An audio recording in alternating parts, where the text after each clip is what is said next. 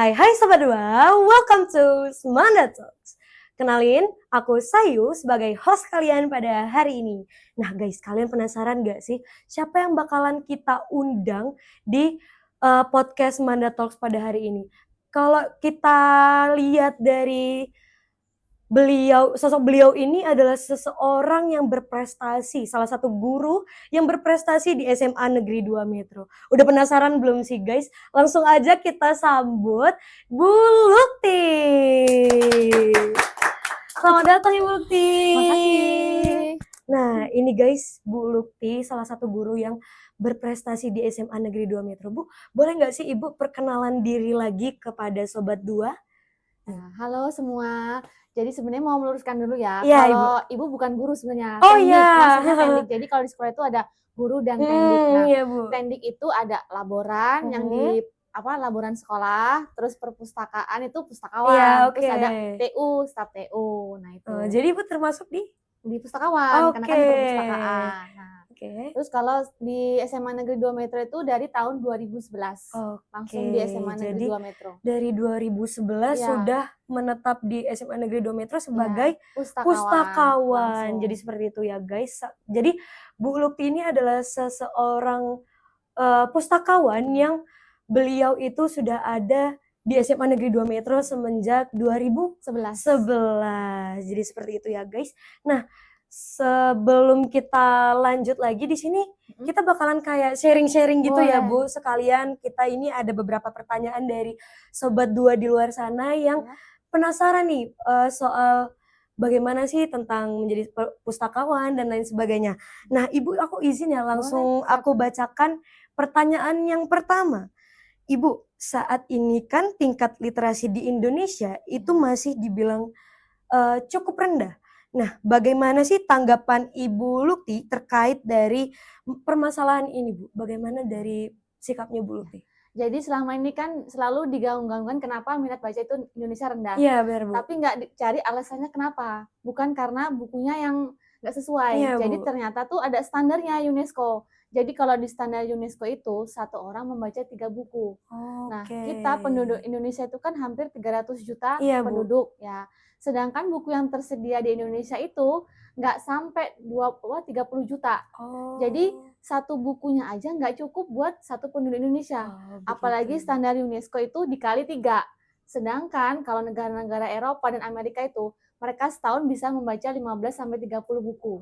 Nah, itulah kenapa kalau kita di rank gitu Indonesia terkesannya minat baca rendah. Sedangkan kita di kayak taman bacaan, di perpustakaan itu banyak kok yang ke perpustakaan. Tapi karena standar UNESCO tadi mungkin yang terlihat jadi kesannya Indonesia tuh minat baca rendah.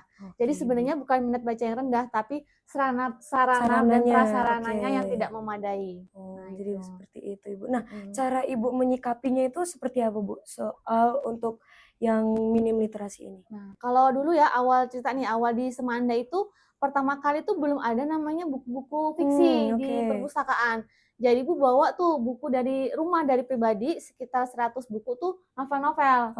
Nah, kalau buku-bukunya aja buku-buku pelajaran kan itu cuman buku wajib waktu belajar ya. Untuk belajar saja. Kalau buku cerita itu, buku novel itu dibawa dari rumah, awalnya cuma mau dipinjamkan ke perpustakaan, akhirnya menjadi koleksi perpustakaan, terus melihat minat baca tuh ternyata suka kok baca buku ya kan. Selama ini mungkin terlihat nggak suka baca buku karena bacaannya yang tidak tepat, yang belum tepat gitu kan. Nah, terus gimana caranya bisa dapetin buku-buku lagi sementara terbatas kan buku yang di rumah kan.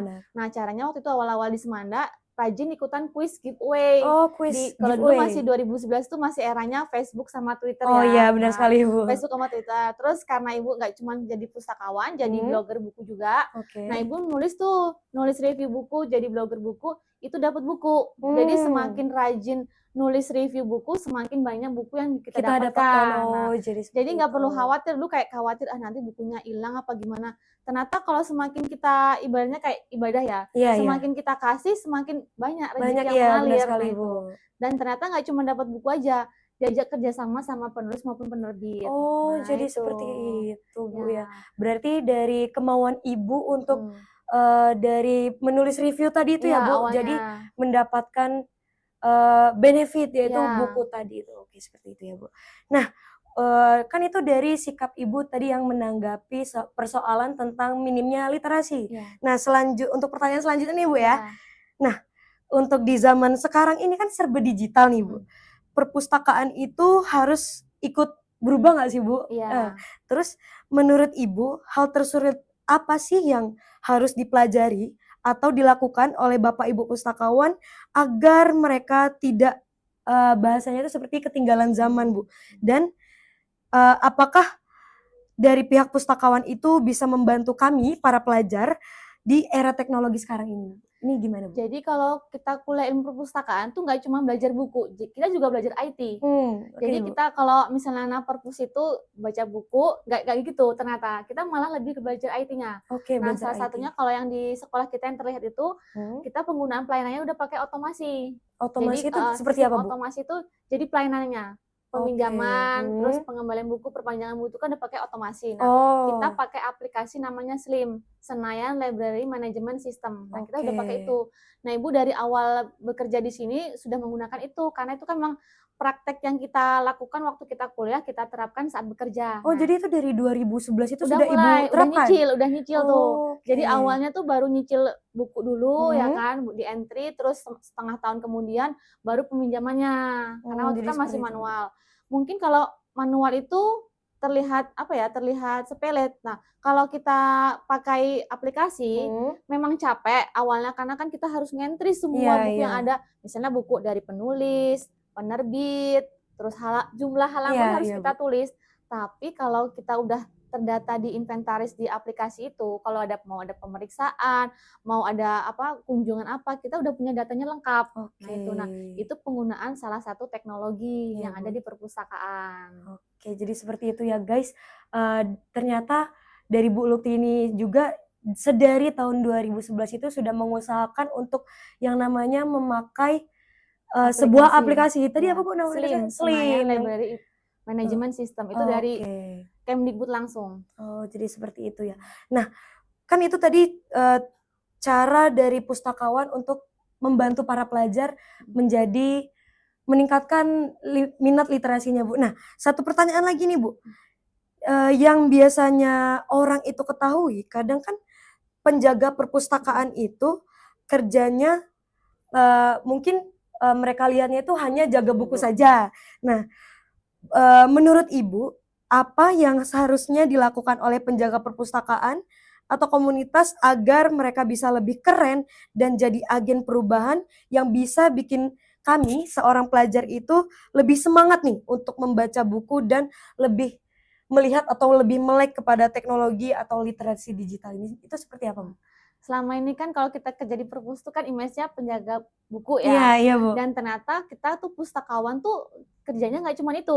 Jadi pustakawan itu harus melalui kuliah dulu. Kalau nggak tuh diklat. Kuliah dulu. Jadi kayak dokter lah. Dokter itu nggak bisa dokter kalau dia belum jenjang ilmu ya. Benar, Bu. Pustakawan juga gitu, ada kuliahnya, bahkan sampai S3 itu ada kuliahnya. Nah, kalau ilmu tadi, ilmu perpustakaan jadi pustakawan itu sebenarnya ada banyak sekali pekerjaan. Ada 32 butir tuh kalau pustakaan pertama. Jadi kalau si image penjaga buku tadi itu cuman salah satu butir yang ada di perpustakaan, bagian pelayanan ya kan. Ada pengolahan, ada pengembangan. Nah, kemudian kalau teknologi tadi kita harus ngerti IT, mau dari koleksi, mau pelayanannya, dan sekarang ada juga namanya promosi perpustakaan promosi perpustakaan itu kita Twitter dan Instagram semuanya itu awal-awal perpustakaan se-Indonesia yang punya loh. Makanya kita punya ad-nya tuh @perpusmanda, nggak perlu pakai embel-embel @perpus SMA berapa gitu. Kita udah duluan punya tuh Twitter sama Instagramnya tuh sekarang udah 6.000 berapa ya? 6.000, hampir 6.500 kayaknya kalau followers. Dari aku lihat kemarin tuh udah nyampe angka 7.000 sih Bu. Iya. Pokoknya postingnya tuh hampir 11.000 itu. Jadi lu malah buat akun perpus dulu baru buat akun pribadi. Nah, itu juga kita bisa dapetin buku dari itu. Kita posting itu notice tuh penulis, penerbit lihat kita perpustakaannya aktif. Jadi ke promosi perpustakaan melalui media sosial tidak membutuhkan biaya yang besar tapi memberikan dampak yang besar. Nah, itu benar sekali, bisa dari teknologi tadi. Nah, Aku penasaran sih Bu, kan aku nih sering ya datang ke perpustakaan, terus itu kayak ngelihat ada bingkai-bingkai piagam. Piagam itu kayak penghargaan juara untuk perpustakaan SMA Negeri 2 Metro. Nah, itu usaha Ibu itu bagaimana sih Bu dengan para petugas pustakawan yang lain agar bisa sampai mendapatkan piagam juara itu Bu? Itu seperti apa jalannya Bu? Kalau untuk lomba-lomba itu sebenarnya natural aja ya. Kita misalnya ya kita punya kelebihannya apa, misalnya kita lebih ke inovasi. Jadi kalau di perpustakaan itu ada namanya inklusi sosial. Nah, kita tuh banyak banget kegiatan inovasi yang ada di perpustakaan. Nah, itu salah satu poin plus di perpustakaan. Jadi walaupun perpustakaan kita terbatas, belum gedung, tapi kita bisa berprestasi dan nggak kalah sama perpustakaan sekolah lainnya. Dan kita udah 6 kali itu lomba perpustakaan. Kasih aplaus dong guys. Ternyata Perpusmanda ini udah mengikuti perlombaan itu 5 kali. Oh, tingkat provinsi. Kalau yang juara 2 itu 2014, 16, 23 sama 24. Yang juara 3-nya 2018 kalau nggak salah. Jadi 5 kali yang 3 besar. Terus pernah dapat juga lapak baca Perpus provinsi kita 3 kali. Pertama harapan 1, kemudian juara 3, kemudian juara 2 kalau nggak salah. Jadi udah 8 kali itu udah. Ternyata dari usaha yang merintis dari 2011 itu bisa menjadi sebuah gudang prestasi ya Bu, bagi maupun dari diri Ibu sendiri dan juga maupun bagi sekolah. Nah, satu lagi nih Bu, Ibu kira-kira punya pesan nggak untuk seluruh warga SMA Negeri 2 Metro itu agar mereka memiliki minat literasi yang tinggi dan gak bosen gitu buat mampir ke perpusnya Semanda? Seperti apa nih Bu? Quotes aja ya. Oke, boleh. Membaca adalah salah satu jalan kemana-mana tanpa perlu kemana-mana. Oke, bagus banget nih quotesnya Bu Lukti. Nah mungkin dari perjalanannya Bu Lukti yang masuk ke SMA Negeri 2 Metro itu, ya seperti yang aku bilang tadi itu, Ibu Lukti ini adalah seorang yang perintis guys. Mungkin perjuangannya Bu Lukti itu nggak mudah dari awal, namun beliau bisa membuktikan bahwa kedepannya itu dengan cara berusaha ya Bu ya, dengan cara berusaha itu kita bisa langsung menerima sebuah gudang prestasi. Nah jadi seperti itu ya guys. Nah mungkin segitu saja Bu yang dapat kita sharing-sharing pada hari ini, dan terima kasih banyak juga karena sudah Ibu bisa meluangkan waktu pada podcast hari ini. Mungkin itu kita bisa say goodbye pada Sobat Dua. Gini Bu cara say goodbye-nya. Terima kasih kepada Sobat Dua. See you gitu ya Bu ya. Kita bisa ucapin bareng-bareng ya Bu ya. 1, 2, 3. Terima kasih Sobat Dua.